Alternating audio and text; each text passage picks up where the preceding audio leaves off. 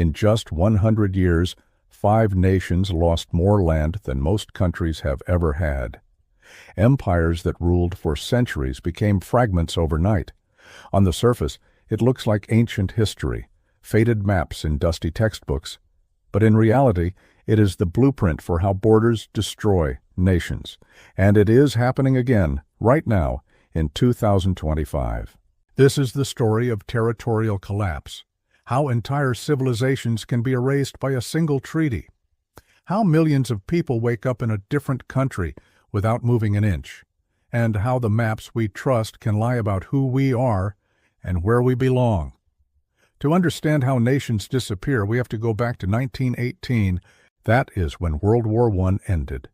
4 empires collapsed in a single year. The Austro-Hungarian Empire, the Ottoman Empire, the Russian Empire, and the German Empire.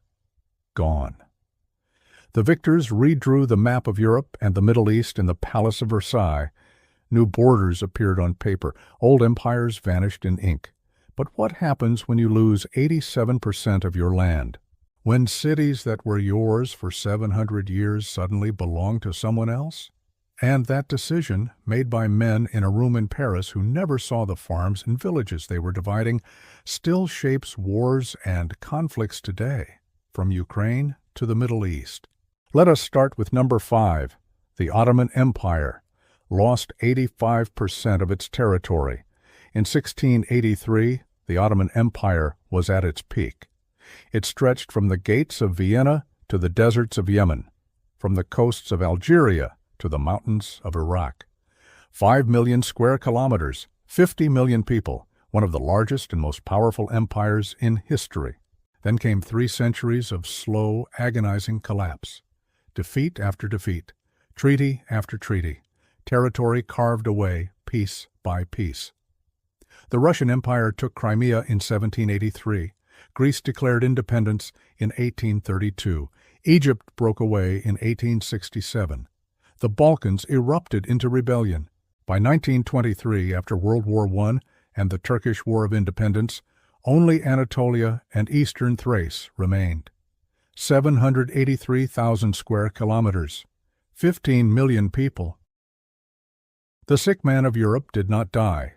It was carved up while still breathing. Arabia, Egypt, Iraq, Syria, Palestine, Lebanon, Greece, Bulgaria, Romania, the Balkans, all gone. An empire that lasted 600 years reduced to a single nation, Turkey. But even that survival came at a cost. The empire lost its Arab heartland, its African territories, its European possessions. Everything that made it a great power vanished in 2 decades. Imagine being an Ottoman citizen in 1900. Your empire still rules from North Africa to the Persian Gulf. Your sultan is one of the most powerful men in the world. Then, 23 years later, your empire is gone. Your sultan is exiled. Your language is changed. Your alphabet is replaced. You are no longer Ottoman. You are Turkish. And millions of your former countrymen now live in countries that despise your past. Number 4, Austria-Hungary, lost 87% of its territory.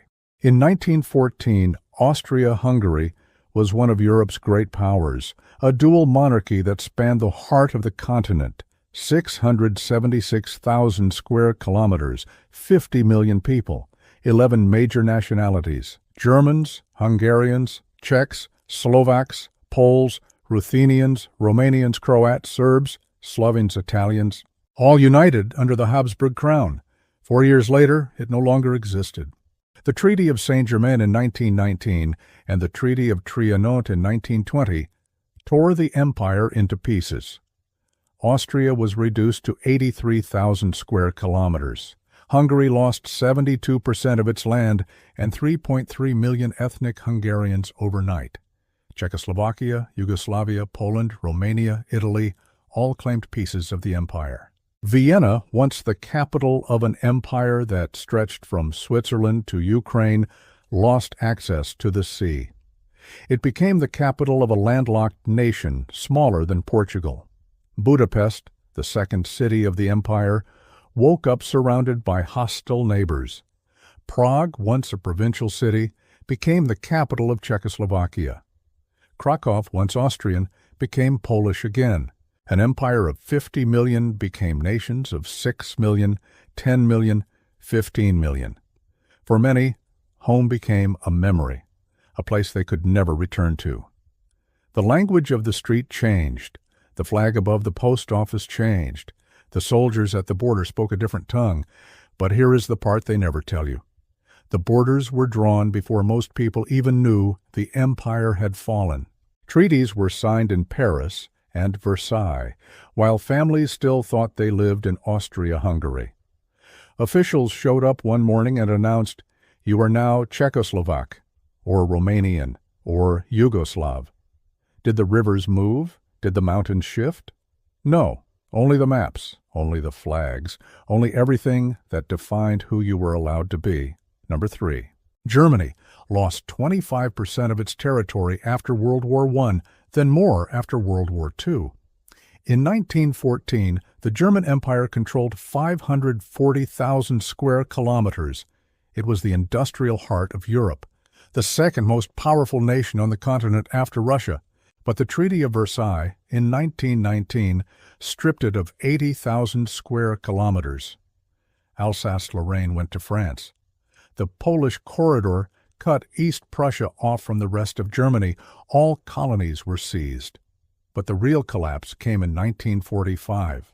After World War II, Germany lost East Prussia, Silesia, Pomerania, regions that had been German for 700 years, to Poland and the Soviet Union. The borders moved 300 kilometers west. Entire cities were emptied, populations displaced, names erased. 13 million Germans were expelled, the largest forced migration in European history. They took what they could carry and walked west. Behind them, the language changed. Königsberg became Kaliningrad, Breslau became Wrocław, Danzig became Gdansk, Stettin became Szczecin. The street names changed. The churches were converted. The cemeteries were bulldozed. Imagine being a German farmer in 1945. You are not fleeing from a foreign invader. You are being expelled by your own government's defeat. Your farm, which your family worked for 300 years, is now in Poland. The deed means nothing. The borders have moved. You are given 72 hours to leave. You pack. You take your children. You walk. And behind you, soldiers move into your house. They speak Polish now. They rename your village. Within a year, there is no trace you were ever there. The language changed. The buildings remembered. Number 2. Poland disappeared for 123 years. In 1795, 3 empires, Russia, Prussia, and Austria, erased Poland from the map. They divided it into 3 pieces.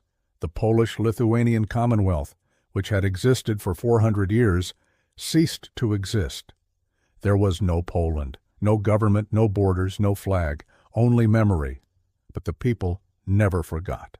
Polish culture survived underground. The language endured in secret schools. Priests taught children Polish history in hidden basements. Artists painted scenes of Polish kings and battles. Writers composed poems about a homeland that no longer existed on any map. The identity remained in songs, in churches, in resistance. And in 1918, after World War I destroyed all 3 empires that had divided it, Poland returned, reborn from the ashes of Russia, Germany, and Austria-Hungary. A miracle. A nation resurrected after over a century of non-existence.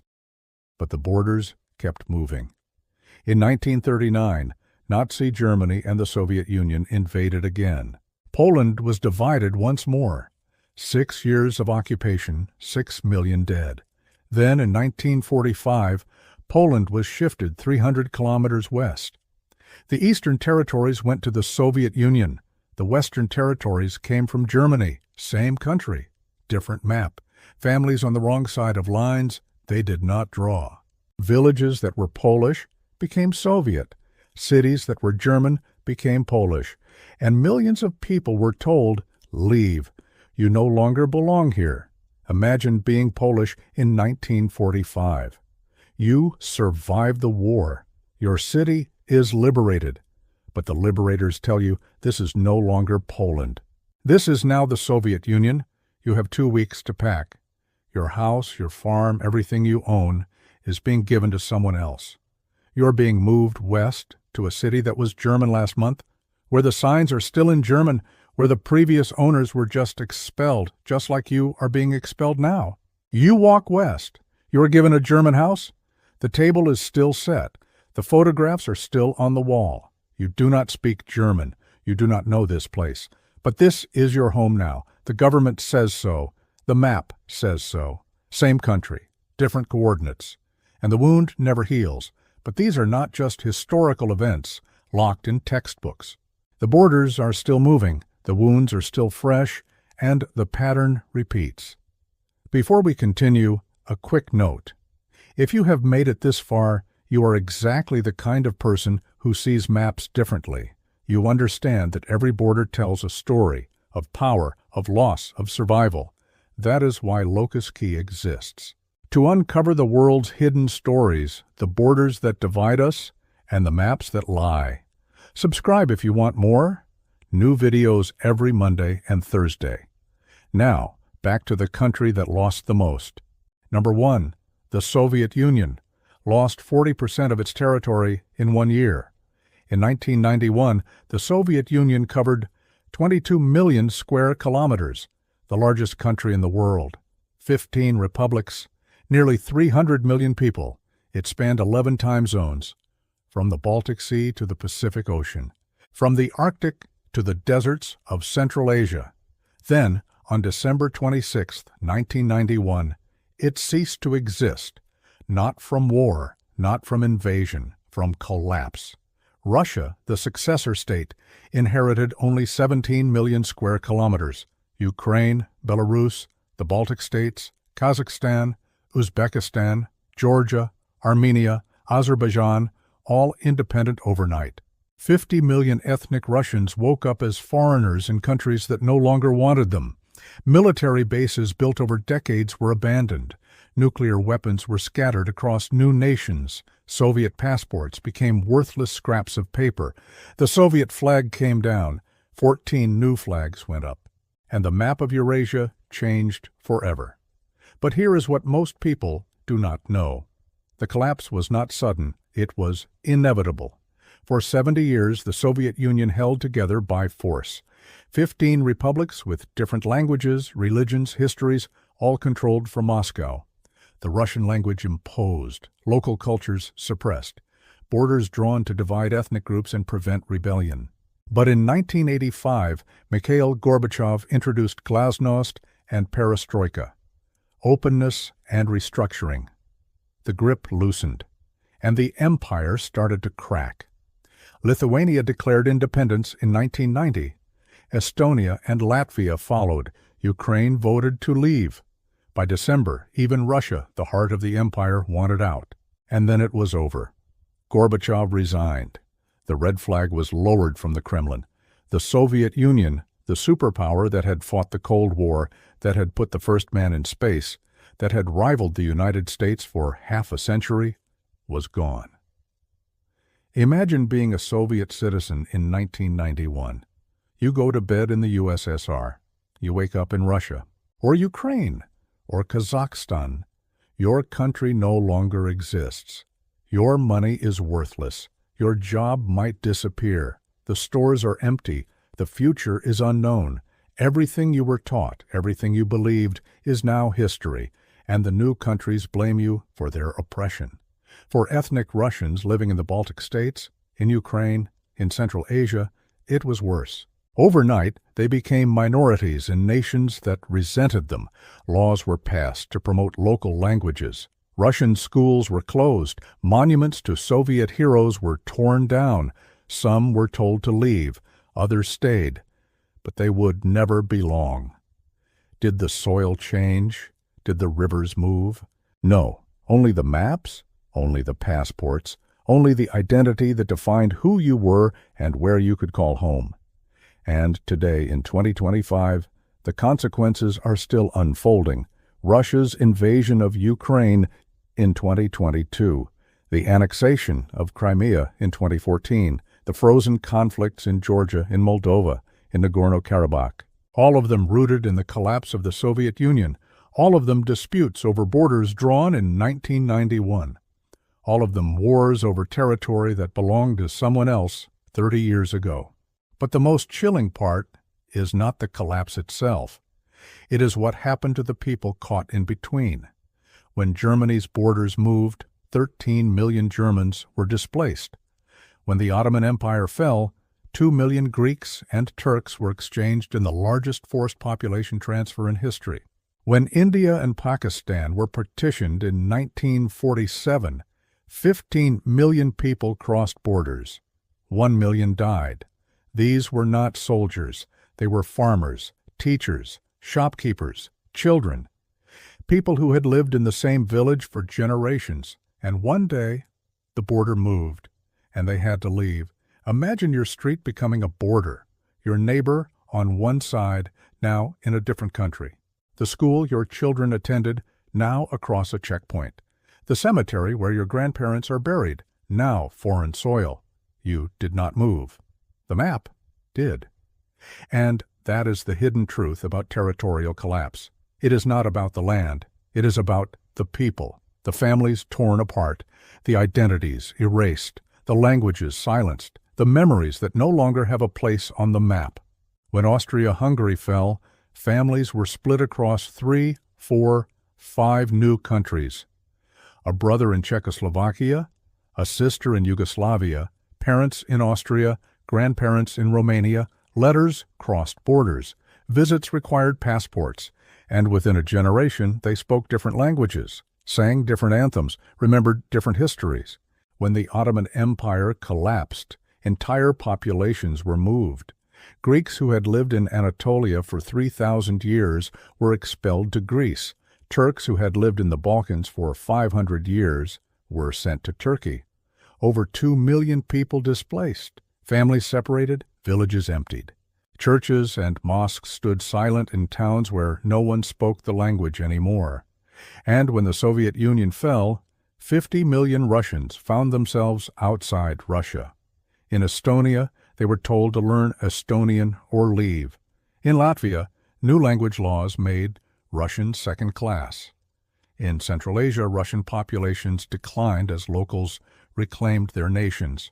The empire that had spread the Russian language from Warsaw to Vladivostok shrank back to Moscow, and the people it left behind became strangers in their own homes. But here is the question no one asks. Were these borders wrong? The Treaty of Versailles was meant to create nation-states. One people, one country, self-determination. But Europe was never that simple. Germans lived in Czechoslovakia. Hungarians lived in Romania. Poles lived in Ukraine. Turks lived in Greece. Greeks lived in Turkey. There was no clean way to draw the lines. So the diplomats drew them anyway, and millions of people paid the price. Some historians argue the borders were necessary, that empires were oppressive, that nations deserved independence. And they are right. The Austro-Hungarian Empire suppressed Czech nationalism. The Ottoman Empire massacred Armenians. The Soviet Union starved Ukrainians. These empires needed to fall. But the borders that replaced them were not justice. They were compromises drawn by men who did not live there, who did not speak the languages, who did not understand the history.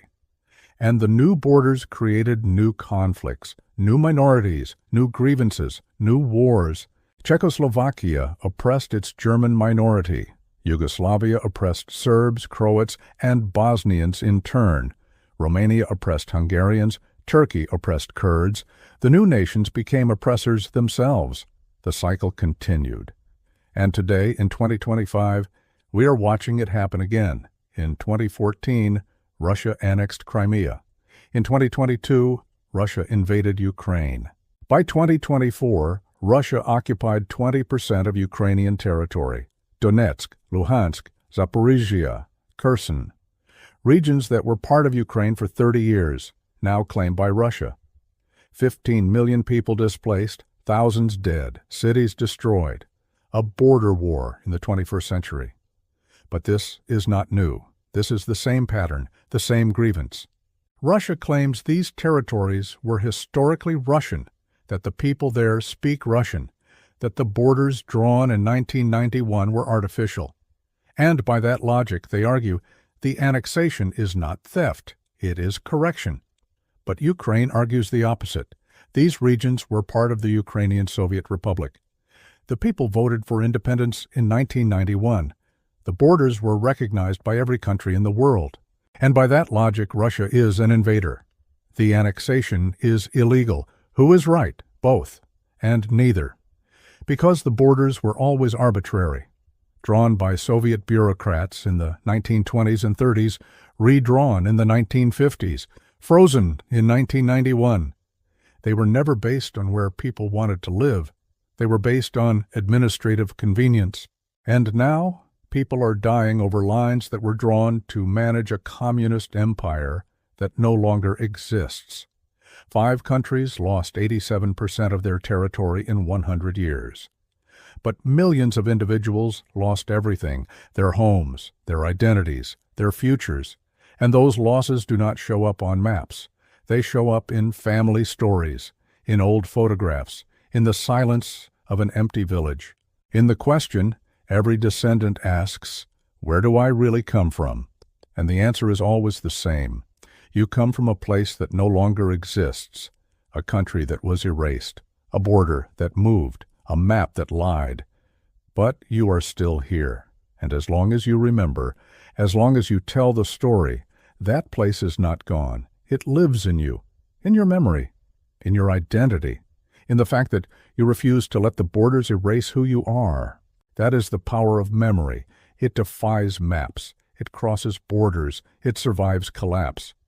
And it reminds us that nations may fall, empires may crumble, territories may be lost. But the people endure, and their stories matter. If you have made it this far, you are one of the few who truly understands that geography is not just about land. It is about people, about memory, about identity, and about the borders that divide us but can never erase us. Subscribe to Locus Key for more stories like this, because some places are built to be forgotten. But as long as we remember, they never truly disappear. New videos every Monday and Thursday. And if you want to explore more hidden maps, more forgotten borders, more stories that geography textbooks leave out, click the video on your screen, because the world is not just what the maps show, it is what the maps hide. Thank you for watching, and remember, every map tells a story, but the real story is the one that is not on the map.